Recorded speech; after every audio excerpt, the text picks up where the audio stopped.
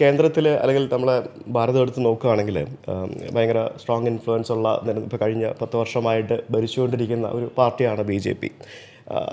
ഇത്ര നാളായിട്ടും നമുക്കൊരു കേരളത്തിൽ നമുക്കൊരു പ്രോപ്പർ സ്ട്രെങ്ത് ഉണ്ടാക്കിയെടുക്കാൻ സാധിക്കാത്തത് ഇവിടുത്തെ ആ ഒരു പാർട്ടി നേതൃത്വത്തിൻ്റെ അല്ലെങ്കിൽ ഇത്രയും നാളുണ്ടായ നേതൃത്വത്തിൻ്റെ കഴിവുകേടാണെന്ന് പറഞ്ഞാൽ എന്തായിരിക്കും താങ്കൾ അതിനെ? അങ്ങനെയല്ല, ഓർഗനൈസേഷൻ ശക്തമാണ് കേരളത്തിൽ. ഓക്കെ, BJP മാത്രമല്ല, എൻ്റെ സംഘപരിവാർ മറ്റു പല സംസ്ഥാനങ്ങളെ അപേക്ഷിച്ചും ശക്തമാണ്.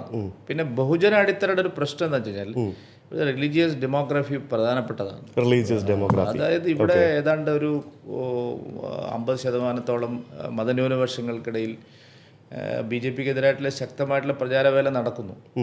അപ്പോൾ അതുകൊണ്ട് എല്ലാ കോൺസ്റ്റിറ്റ്യുവൻസിയിലും ഇത് ബാധിക്കുന്നുണ്ട്. ഇപ്പം ഞങ്ങൾ ജയിച്ചു വരാൻ സാധ്യതയുള്ള പല സ്ഥലങ്ങളിലും ഇപ്പം ഇതിൻ്റെ എക്സാമ്പിൾ നോക്കിയാൽ അറിയാം. ക്രോസ് വോട്ടിംഗ് ആണ്. ഇതല്ല, സ്ട്രാറ്റജിക്കലി വോട്ടിംഗ് നടക്കുന്ന ഒരു പ്രധാനപ്പെട്ട സ്റ്റേറ്റാണ് കേരളം. BJP ജയിക്കാതിരിക്കാൻ LDFും UDFും അതിനെ ഉപയോഗിക്കുകയാണ്. അപ്പോൾ ഇത് എവിടെയൊക്കെ BJPക്ക് ജയിക്കാൻ സാധ്യതയുണ്ടോ അവിടെയെല്ലാം അതിനെ മറികടന്നു. ഞങ്ങളിപ്പോൾ ലോക്സഭാ തെരഞ്ഞെടുപ്പോട് കൂടി അതിനെ ഞങ്ങൾ മറികടന്നു. ഇനിയുള്ള കാലം അതിനപ്പുറത്തേക്ക് ഒരു അക്സെപ്റ്റൻസ് BJP കിട്ടിയിട്ടുണ്ട്. BJPയിൽ ഇപ്പം മോദിയും അമിത്ഷായും തന്നെയാണല്ലോ എല്ലായിടത്തും തെരഞ്ഞെടുപ്പ് നയിക്കുന്നത്. കേരളത്തിലും തെരഞ്ഞെടുപ്പിന് പ്രചാരണത്തിന് അവർ തന്നെയല്ലേ വരുന്നത്. അവരിവിടെ സമയം ഇൻവെസ്റ്റ് ചെയ്യാത്തതുകൊണ്ടല്ലോ. പക്ഷെ എന്നിരുന്നാലും കേന്ദ്ര നേതൃത്വത്തിന്റെ ഒരു സപ്പോർട്ടിൽ എവിടെങ്കിലും ഒരു കുറവുള്ളതായിട്ട് തോന്നിയിട്ടുണ്ടോ? ആത്മാർത്ഥത ശ്രമിക്കുന്നുണ്ട്. സ്റ്റേറ്റ് ആണ് പണ്ട് മുതൽ. ഇത് കാരണം ഇതൊരു ഐഡിയോളജിക്കലി ക്രിട്ടിക്കൽ സ്റ്റേറ്റ് ആണ്. ഇതിപ്പോ ബാക്കി സംസ്ഥാനങ്ങളെ പോലെ അല്ല. ഇവിടെ ആശയപരമായിട്ടുള്ള ഒരു പ്രശ്നമുണ്ട്. അപ്പൊ അതിനെ മറികടക്കുക എന്നുള്ളത് ഒരു ചെറിയ ടാസ്ക് അല്ല. അപ്പൊ അതിലേക്ക് നമ്മൾ എത്തുകയാണ് ഇപ്പോൾ. ഈ ലോക്കൽ ബോഡി കഴിയുമ്പോൾ അടുത്ത നിയമസഭാ തെരഞ്ഞെടുപ്പ് കഴിയുമ്പോൾ അത് പിന്നെ മാറും, ഒരു സംശയമില്ല. വരുന്ന പ്രാദേശിക തെരഞ്ഞെടുപ്പിൽ എന്താണ് മുന്നിൽ കാണുന്നത്?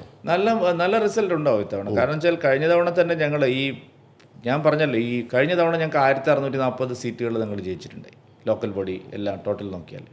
പക്ഷേ ആ സമയത്ത് ഞങ്ങൾ 3000-ഓളം സീറ്റുകളിൽ ഞങ്ങൾ തൊട്ടടുത്ത 2ാം സ്ഥാനത്താണ്. അവിടെ എല്ലാം പരാജയപ്പെട്ടത് ഈ സ്ട്രാറ്റജിക്കൽ വോട്ടിംഗ്. ലോക്കൽ ബോഡിയിൽ അങ്ങനെ എളുപ്പം സാധിക്കും. ഒരു 10-50 വോട്ട് മറിഞ്ഞു കഴിഞ്ഞാൽ അപ്പോൾ അതിന് നല്ല ശ്രമം ഉണ്ടായി. പക്ഷേ പല സ്ഥലങ്ങളിലും ഇപ്പോൾ അതിനെ അതിജീവിക്കാൻ കഴിയുന്ന തരത്തിലുള്ള ഒരു ജനമുന്നേറ്റം ഉണ്ടായിട്ടുണ്ട്.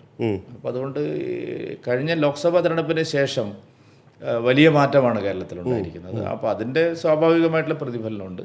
മാത്രമല്ല, ഇപ്പോൾ ഡെവലപ്മെൻറ്റിൻ്റെ ആസ്പെക്റ്റിൽ നോക്കുമ്പോൾ മോദി സർക്കാർ 12 വർഷമായിട്ടിരിക്കുന്നു. അപ്പോൾ എല്ലാ സ്റ്റേറ്റിലും ധാരാളം കാര്യങ്ങൾ നടന്നിരിക്കുന്നു. കേരളത്തിൽ ഇവിടുത്തെ ഗവൺമെൻറ്റും ഇവിടുത്തെ തദ്ദേശ സ്ഥാപനങ്ങളും ഈ പോപ്പുലർ മോദി സ്കീമുകളെല്ലാം ഇംപ്ലിമെന്റ് ചെയ്യുന്നതിൽ ദയനീയമായ പരാജയമാണ്. അപ്പോൾ അതിന്റെ അൾട്ടിമേറ്റ് റീസൺ എന്തായിരിക്കും?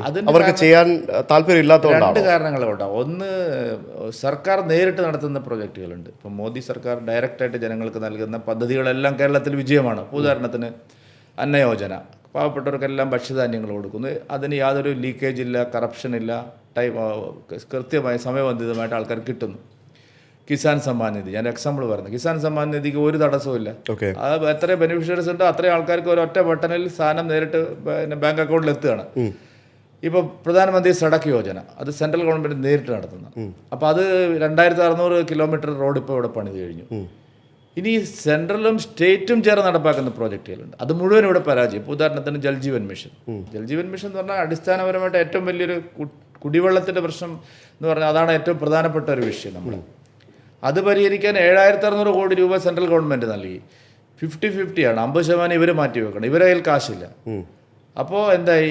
29 ലക്ഷം വീടുകളിൽ ഇപ്പോൾ പൈപ്പ് ലൈൻ വഴി വെള്ളം എത്തി. ശരിക്കും ഒരു 60 ലക്ഷം വീടുകളിൽ എത്തേണ്ട ടൈം കഴിഞ്ഞു. അപ്പോൾ അതിന് കാരണം സ്റ്റേറ്റ് ഗവൺമെൻറ്റാണ്. PM ആയുഷ്മാൻ, അത് സത്യത്തിൽ ഈ സ്റ്റേറ്റ് ഗവൺമെൻറ്റുകളെല്ലാം ഇത്തരം പോപ്പുലർ പ്രോജക്റ്റുകൾ ഞങ്ങളുമായിട്ട് സഹകരിച്ച് പോകണം എന്നുള്ളത് അവരുടെ ഡിമാൻഡാണ്. അപ്പോൾ അവർ ശരിക്കും മറ്റ് സംസ്ഥാനങ്ങളൊക്കെ അതിൽ ഇൻവെസ്റ്റ് ചെയ്യുന്നു. കേരളത്തിൽ ഇൻവെസ്റ്റ്മെൻ്റ് ഇല്ല. ആയുഷ്മാൻ പരാജയപ്പെടുന്നത് എന്തുകൊണ്ടാണ്? സംസ്ഥാന ഗവൺമെൻറ് പണമല്ല. ഇപ്പോൾ PM വയോവന്ദൻ യോജന ഉണ്ട്, സപ്ലിമെൻ്ററി പ്രോജക്റ്റ്. 70 വയസ്സ് കഴിഞ്ഞ ആൾക്കാർക്ക് എല്ലാം ഒരു ദാരിദ്ര്യക്ക് താഴെയാണ് നോക്കാതെ കൊടുക്കുന്നത്. ഇവരെ ഒപ്പുവെച്ചിട്ടേ ഇല്ല, ഇവരുടെ കയ്യിൽ പണമില്ല. ഇതുപോലെ ധാരാളം പ്രോജക്റ്റുകൾ പരാജയപ്പെടുകയാണ് കേരളത്തിൽ ജനങ്ങളെ. അതിന് കാരണം സ്റ്റേറ്റ് ഗവൺമെൻറ്റാണ്, സെൻട്രൽ ഗവൺമെൻറ് അല്ല. സെൻട്രൽ ഡയറക്റ്റ് നടത്തുന്ന എല്ലാം വിജയമാണ് കേരളത്തിൽ. ഇപ്പം മുദ്ര വായ്പ ഒരു തടസ്സമില്ല, എത്ര പേർക്ക് വേണമെങ്കിൽ കിട്ടും. നമ്പർ 1 ഇന്ത്യ നമ്പർ 1 തന്നെ മലപ്പുറമാണ്. അതുപോലത്തെ സ്കീമുകളെല്ലാം ഡയറക്റ്റ് ബെനിഫിഷ്യറീസിന് മോദി കൊടുക്കുന്നതെല്ലാം കേന്ദ്രം കൊടുക്കുന്നതെല്ലാം എത്തുന്നു. സ്റ്റേറ്റുമായി ചേർന്ന് നടത്താൻ എല്ലാം പരാജയം. ഇപ്പോൾ NHM-ന് ഇവിടെ പണം കൊടുക്കുന്നു, പക്ഷേ ഇംപ്ലിമെൻറ്റിംഗ് ഏജൻസി സ്റ്റേറ്റാണ്.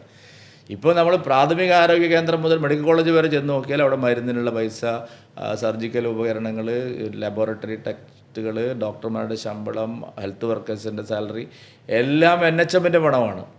ഇവരുടെ കയ്യിലൊരു പണമില്ല. അപ്പോൾ ഇത് കേരളത്തിൻ്റെ സമ്പദ്ഘടനയിലെ പ്രശ്നങ്ങൾ വലിയ, പിന്നെ ഇംപ്ലിമെൻറ്റേഷനിൽ വലിയ പറയും. ഇപ്പോൾ സ്മാർട്ട് സിറ്റി, ഇപ്പോൾ example Thiruvananthapuram Kochi corporation smart city നമ്മൾ കൊടുത്തിട്ടുണ്ട്.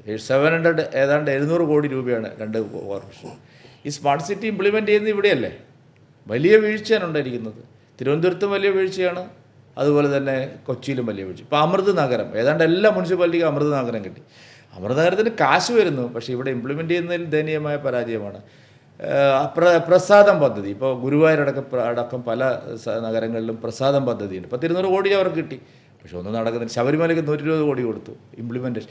അപ്പോൾ ഈ സെൻട്രൽ ഗവൺമെൻറ് പണം കൊടുക്കാത്തതുകൊണ്ടല്ല, ഇവിടുത്തെ രാഷ്ട്രീയമാണ് പ്രശ്നം. ഇവിടെ ലോക്കൽ ബോഡിയിലെ ഭരണത്തിലും എല്ലാം അഴിമതിയും കെടുകാര്യസ്ഥതയുമാണ്. ഇംപ്ലിമെൻറ്റേഷൻ ദയനീയമായ പരാജയമാണ്. ഇത് ഞങ്ങൾ നന്നായിട്ട് ഹൈലൈറ്റ് ചെയ്യുന്നുണ്ട്, ജനങ്ങൾക്കത് ബോധ്യമാവുന്നുണ്ട്.